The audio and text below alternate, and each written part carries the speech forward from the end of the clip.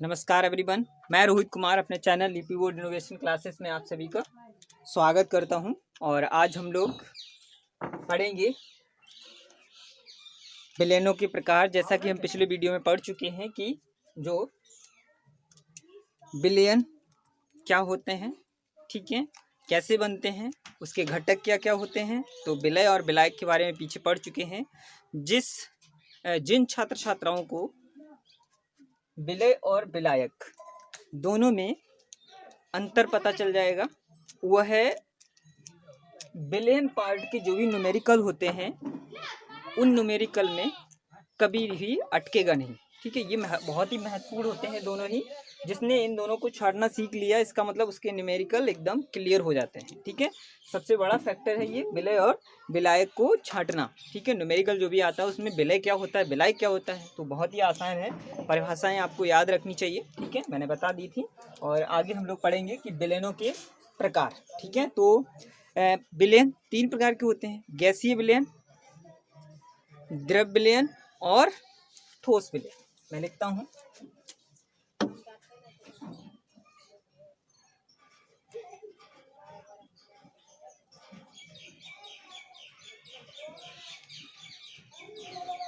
गैसीय विलेन, ठीक है, दूसरा है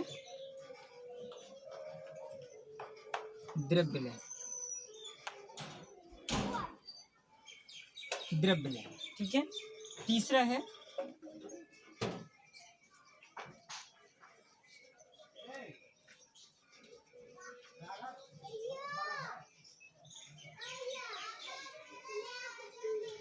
ठोस विलय। ठीक है, तो अब आपको थोड़ी इमेजिन करना चाहिए कि विलय और विलायक के आधार पर ही तो हम निर्धारित करते हैं कि गैसीय विलेन कौन सा होगा। जिस विलयन में विलायक की मात्रा अधिक होती है उसे हम गैसीय विलयन कहते हैं। ठीक है, तो इसका मतलब जिस विलयन में गैसीय विलायक की मात्रा अगर जो अधिक है, मतलब गैस की मात्रा अधिक है विलायक के रूप में, तो वह क्या बनेगा, गैसीय विलयन बनेगा। तो इसका मतलब यहाँ पर हम जो भी विलयन बनाएंगे उस सब में गैस कॉमन होगा। ठीक है, क्या है ये, गैस होगा, यहाँ पर भी, ठीक है, गैस होगा, और यहाँ पर भी गैस होगा। ठीक है, ये बनेगा। ठीक, ठीक है, अब इसके बाद जो यहाँ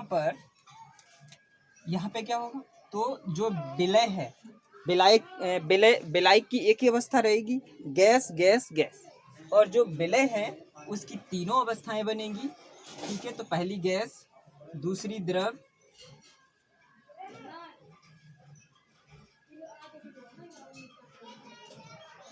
तीसरी ठोस। ठीक है, ठोस। ठीक, तो आप देखेंगे कि जब हम अब उदाहरण देखते हैं, अब ये सारे इसके उदाहरण जो है ना वो हमारी लाइफ में यूज होते हैं। ठीक है, ह्यूमन बॉडी जो ह्यूमन लाइफ होती है वो, उसमें क्या देखने को मिलता है हमें कि ये सारे एग्जाम्पल देखने को मिलते हैं, सारी की सारी चीज़ें ये देखने को मिलेंगी आपको। तो यहाँ पे देखेंगे आप, जो गैसीय विलय है और गैसीय विलायक है, दोनों ही अवस्थाएं कैसी हैं, गैस हैं। तो ऐसा उदाहरण, तो इन दोनों को जब भी हम मिलाते हैं, ठीक है, जिसमें एक गैस अधिक मात्रा में है जिसे हम विलायक कहेंगे, एक गैस कम मात्रा में है जिसे हम विलय कहेंगे। ठीक है, जब इन दोनों को मिलाते हैं तो क्या होता है, कैसा विलयन बनता है, गैसीय विलयन बनता है। इसका उदाहरण है कि यदि कम मात्रा में है तो ऑक्सीजन ले लेते हैं, ठीक है, O2, और O2 को हम किस में घोल देते हैं, मिला देते हैं, तो N2 में। ठीक है, इन दोनों का जो मिश्रण बनेगा, ठीक है, क्या बनेगा, जो मिश्रण बनेगा वो कैसा होगा, गैसीय विलयन होगा। ठीक है, इसका मतलब हमारे चारों तरफ जो भी वायु है उन दोनों में ये दोनों गैसेस उपस्थित होती हैं।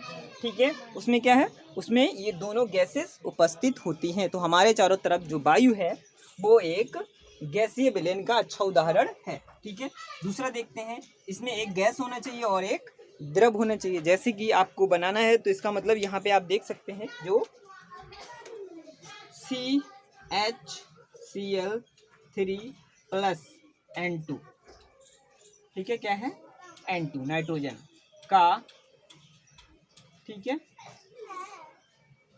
मिश्रण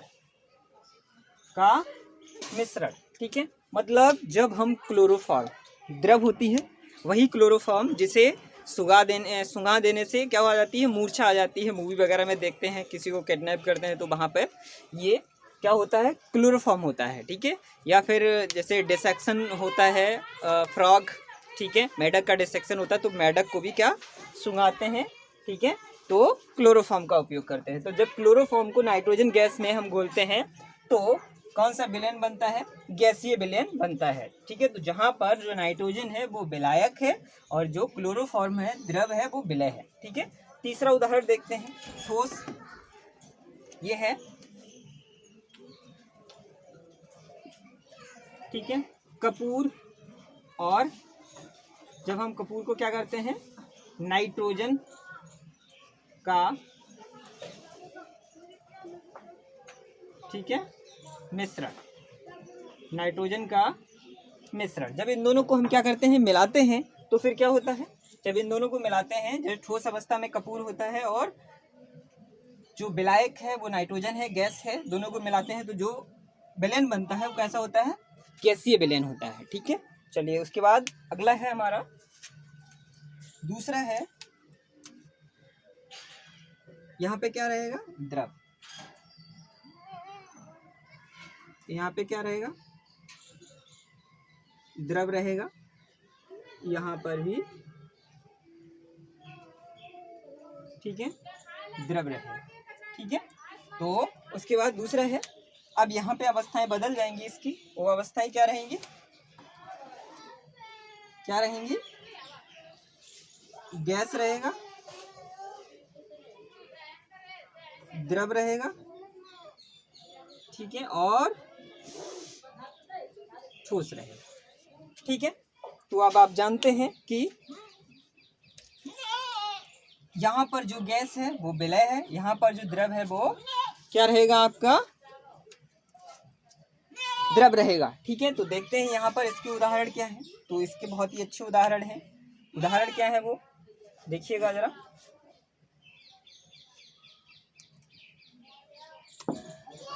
ठीक है। क्या है कि जो ऑक्सीजन होती है, ऑक्सीजन जो H2O, कोष्टक में जल, क्या होती है, H2O जब जल में घुली होती है, सॉरी, जो ऑक्सीजन होती है जब जल में घुली होती है तो इसका जो मिश्रण बनता है वो क्या बनेगा, द्रव विलयन। क्या होगा, द्रव विलयन, ठीक है। क्या बनता है, द्रव विलयन बनता है। उसके बाद द्रव की बात करें, ठीक है, तो इसी तरह से द्रव के लिए होगा। तो यहाँ पर क्या बनेगा, C2H5OH, अल्कोहल, ठीक है, वही अल्कोहल जिसे नशे के लिए उपयोग करते हैं, पीने के लिए, वही है ये C2H5OH। और जब हम इसे किस में घोल दें, H2O में का, ठीक है, मिश्रण, ठीक है, मिश्रण, जब दोनों को हम घोलते हैं तो क्या बनता है, हमारे पास द्रव विलयन बनता है। क्या बनता है, द्रव विलयन बनता है, ठीक है। अब आपके पास एक और हम लोग उपयोग करते हैं, अभी गर्मी चलती है तो गर्मी में इस उदाहरण का उपयोग करते हैं, इसका और इसका, ठीक है, किसके लिए, एनर्जी के लिए, ठीक है, ऊर्जा के लिए। तो क्या है, C6H12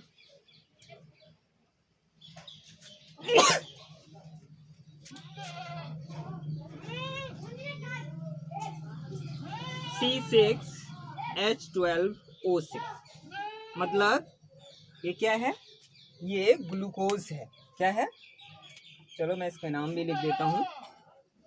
ये क्या होता है, अल्कोहल, ठीक है। ये क्या होता है, ग्लूकोज। ठीक है, क्या होता है? ग्लूकोज होता है। ठीक है, तो जब इसे हम क्या करते हैं, मिलाते हैं, किसमें? जल में घोलते हैं, तो इन दोनों का जो मिश्रण बनता है उसे हम क्या कहते हैं? द्रव विलयन कहते हैं, जिसका हम लोग उपयोग करते हैं कि ग्लूकॉन डी पीते हैं पानी में घोल के ना, वही है। ठीक है, अगला बचता है हमारे पास ठोस। ठीक है, ये ठोस रहेगा, ये ठोस रहेगा और ये भी ठोस रहेगा। ठीक है, अब ये अवस्था देखते हैं, इस ये क्या रहेगी? तो ये रहेगा गैस और ये रहेगा द्रव और ये रहेगा ठोस। ठीक है, तो चलिए इसके भी उदाहरण देखते हैं। तो इसका अच्छा उदाहरण है हाइड्रोजन गैस। जब हाइड्रोजन गैस को पीडी पैलेडियम में घोलते हैं, जो मेटल है एक, ठीक है, उसमें घोलते हैं, का मिश्रण जो बनता है वो क्या होगा? वो ठोस विलयन होगा। ठीक है, ठोस विलयन होगा। ठीक है, ये द्रव और ये ठोस, तो ठोस विलयन बनना चाहिए। तो दूसरा है इसका Hg, मरकरी। ठीक है, मरकरी के बारे में, ठीक है, मरकरी, वही मरकरी जो सामान्य ताप पर क्या रहती है? द्रव अवस्था में रहती है, रूम टेम्परेचर पर। ये मतलब ये एक ऐसी धातु है जो रूम टेम्परेचर पर क्या रहती है? लिक्विड फॉर्म में रहती है, द्रव अवस्था में रहती है। प्लस अब इसे हम किस में घोल दें? सोडियम में, Na। ठीक है,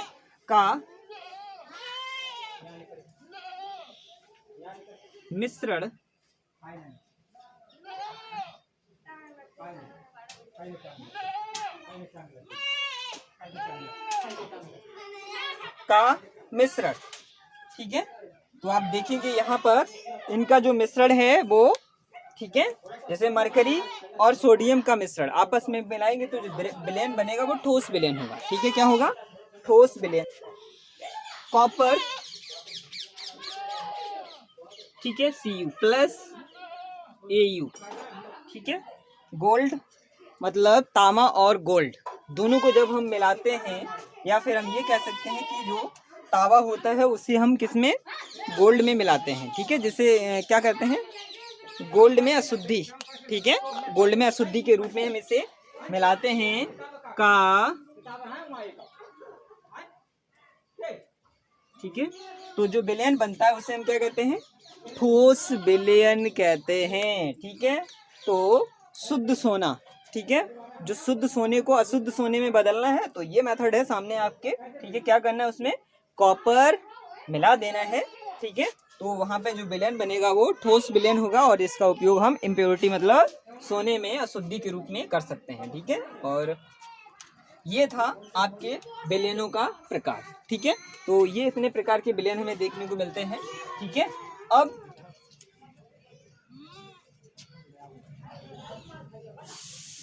ठीक है, तो विलयनों की जो सांद्रताएं हैं उन्हें कई पदों में व्यक्त करते हैं, तो हम उन्हें देखते हैं वो कौन से पद होते हैं। तो उसमें होता है पहला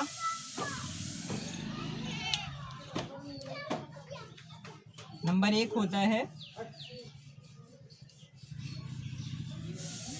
ठीक है, द्रव्यमान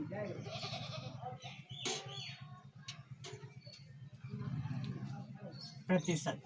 ठीक है, द्रव्यमान प्रतिशत, जिसे W/,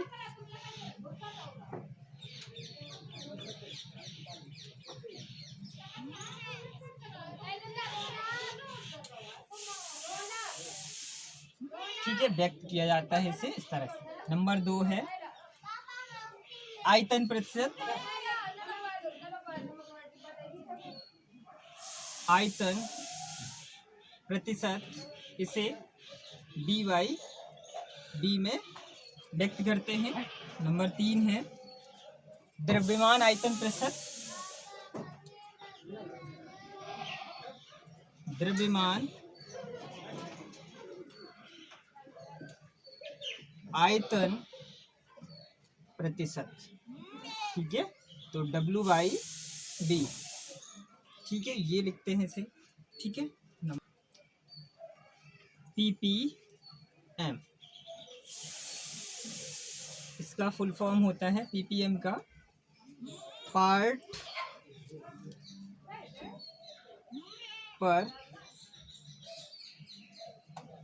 मिलियन, ठीक है। पार्ट पर मिलियन मतलब कि 10 लाख भागों में जो भी भाग विलय का उपस्थित होता है उसी को क्या बोलते हैं, ठीक है, PPM में व्यक्त करते हैं, पार्ट पर मिलियन। अगला नंबर है मोल अंश,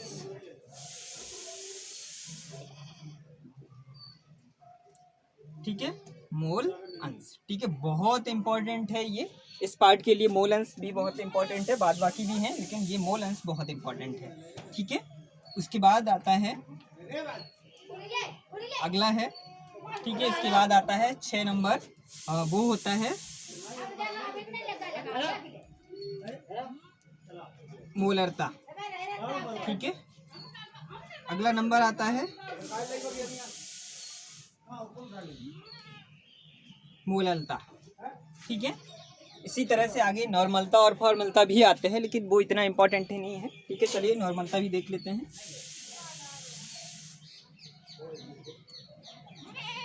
ठीक है।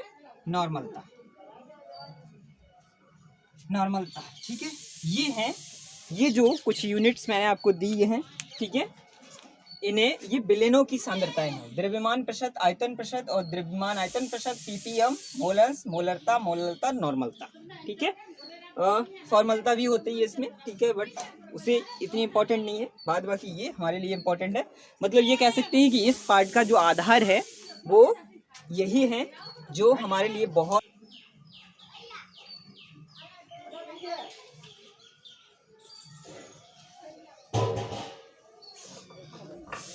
की परिभाषा लिखते हैं, उसके बाद देखेंगे परिभाषा क्या है।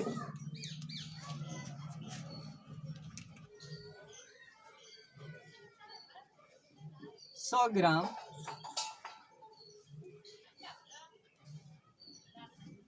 विलायक में उपस्थित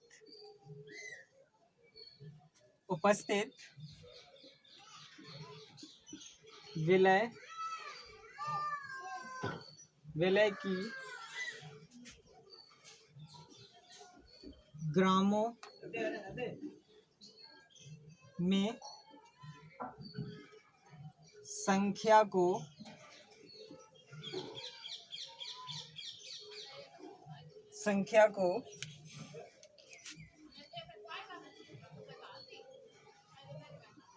द्रव्यमान प्रतिशत कहते हैं, ठीक है। ये है, ठीक, ये डेफिनेशन है, ठीक है। अब इसे समझने का प्रयास करते हैं, ये उदाहरण क्या बनेगा, ठीक है। जैसे उदाहरण के लिए मैं मान लूँ यहाँ पे, यहीं पे देख लेते हैं उदाहरण, ठीक है। इसकी अभी फॉर्मूला भी बनेगा, उससे पहले चलो फॉर्मूला भी देख लेते हैं, ठीक है। द्रव्यमान प्रतिशत बराबर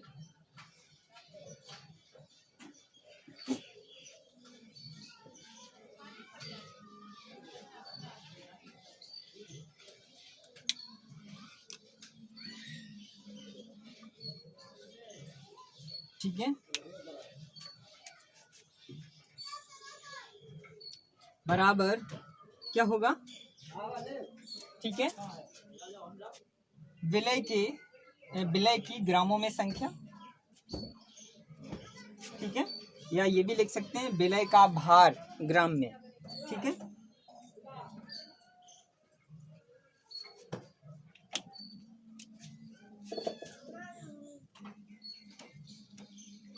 विलय का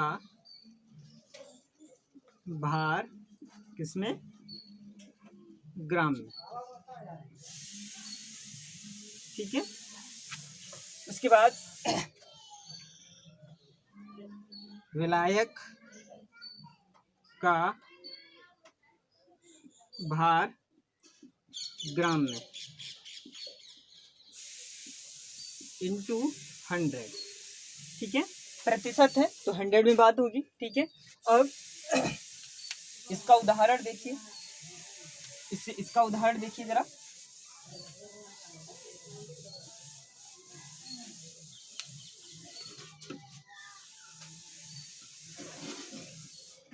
इसका एग्जाम्पल क्या है, ठीक है, इसे समझने का प्रयास करना, ठीक है। वो क्या है, NaCl का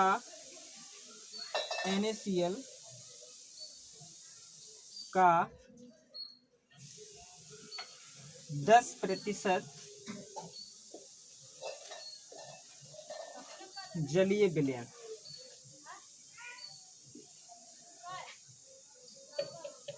ठीक है। NaCl का 10% जलीय विलयन, इसका क्या तात्पर्य हुआ है, यही बहुत महत्वपूर्ण है, ठीक है। तो हमें क्या करना है, तो हमें ये डिवाइड देख लेना है, ये देखना बहुत इंपॉर्टेंट है। ये NaCl का 10% जलीय विलयन का तात्पर्य होता है कि हमने क्या किया है, एक बीकर लिया है, ठीक है। इस बीकर में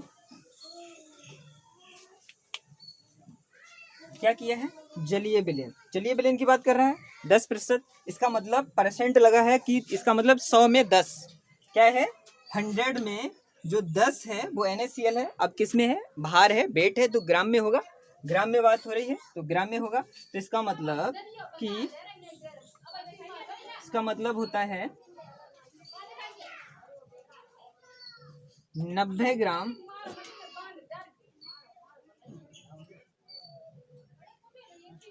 ग्राम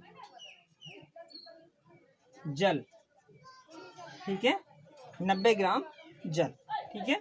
और उसमें क्या है, 90 ग्राम जल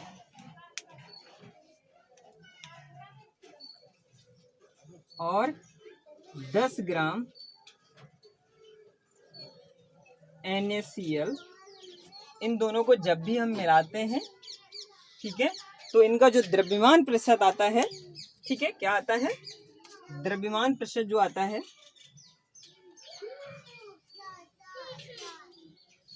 ठीक है, तो हम क्या कहते हैं इसे, NaCl का 10% जलीय विलयन, ठीक है। आपसे कहे कि 10% जलीय विलयन बना के तैयार करो, तो फिर आप क्या करेंगे, आपको ये करना है कि 100 हमेशा इसकी जो क्वालिटी होनी चाहिए वो ओवरऑल कितनी होनी चाहिए, 100% होनी चाहिए। तो उस 100 में जो भी परसेंट आपको मिलता है, 10% मिलता है, तो 10% का बनाना है, तो 10 ग्राम जिसका बनाना है। अब ये क्या है, विलय है, विलायक है, तो विलय है, तो विलय 10 ग्राम और 100 ग्राम दोनों को ओवरऑल मिला के क्या कर देना है, ये किसका बराबर हो गया, 100 हो गया है, ठीक है, 100 ग्राम, ठीक है। तो यहाँ पर दोनों ही भार हैं, वेट हैं, ग्राम में जिन्हें तौल के ही मिलाएंगे हम लोग, ठीक है। तो ये कंडीशन बनती है, ठीक है। ये उदाहरण हो गया है आपका, और यहाँ से आप इसे समझ सकते हैं, ठीक है। और इसके बाद हम लोग अगला जो हमें पढ़ना है वो आयतन प्रतिशत है। वो हम लोग एक चीज और बता देते हैं यहाँ पर, इसे W/W, ठीक है, वेट बाई वेट में व्यक्त करते हैं, ठीक है। मतलब जो विलय का भार होता है वो भी ग्राम में होता है, और जो विलायक का भार होता है वो भी ग्राम में होता है, प्रतिशत है, तो इसलिए यहाँ पर मल्टीप्लाई 100 लिखा हुआ है, ठीक है। तो इसके आगे हम लोग अगले वीडियो में डिस्कस करेंगे, और ये उदाहरण था, ठीक है, NaCl, ठीक है, हो गया, ठीक है। और इससे पहले इस वीडियो को अधिक से अधिक शेयर करें, ठीक है, जिससे कि आर्थिक रूप से कमजोर सभी छात्र छात्राओं के पास ये वीडियो पहुंच सके और वो है उसका संपूर्ण लाभ उठा सकें। नमस्कार।